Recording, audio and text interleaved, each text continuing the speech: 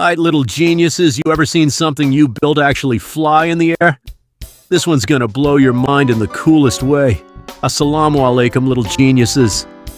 Welcome back to Little Genius Lab or Furtu, where we explore cool science with big smiles and even bigger curiosity.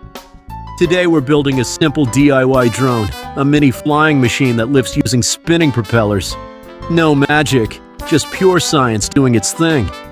Step 1. Create your kit. Step 2. Attach the motors and propellers. Step 3. Connect everything to a battery and controller. Step 4. Boom, switch it on and watch it lift into the air like it's alive. Observation: fast spinning propellers push air downward, creating lift that makes the drone rise up. Quran reflection: Allah mentions the birds in the sky, how they are held up except by Him. This drone reminds us of His laws that allow things to rise.